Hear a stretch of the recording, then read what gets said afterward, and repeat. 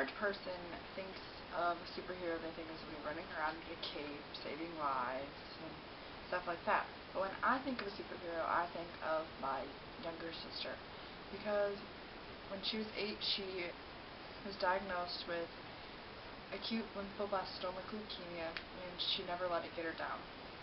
My little sister was born on August 13th of 1991. She was diagnosed with acute lymphoblastic leukemia when she was 8, on June 28th of 2000.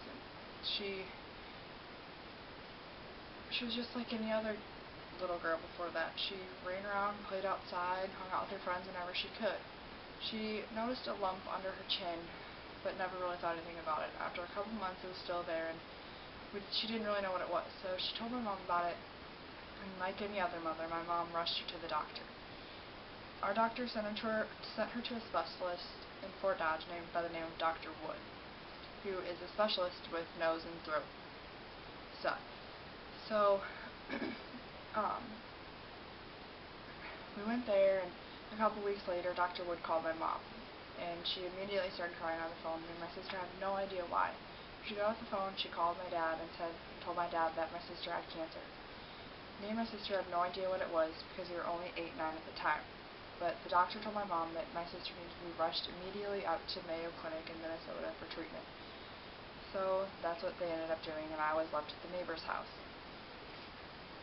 When Laurel got back, she was talking to me, and she didn't really want to go back to school. She cried herself to sleep at night because she was afraid that her friends would make fun of her.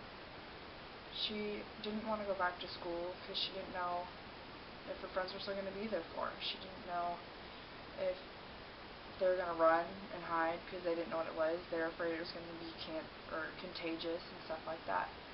But she talked to my parents, and my parents talked to the school. So during our homecoming week, our school had a very special day for Laurel called Bandana Day, where everybody in the school could wear a bandana for the day to know what it looks like and feel like to be like Laurel on a daily basis.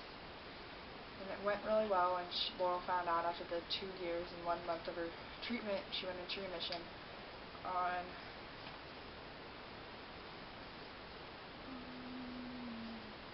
July 14th of 2002.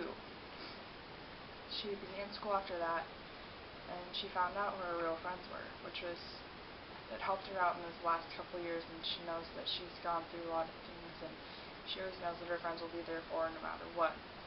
In conclusion, that is why my sister is my hero. She beat cancer, she never let it get her down, and she's a stronger person now because of it. I know that if I had to go through the stuff that she went through when she was 8, I never would have survived, I don't think. She's a very strong person now, and I'm really proud of her.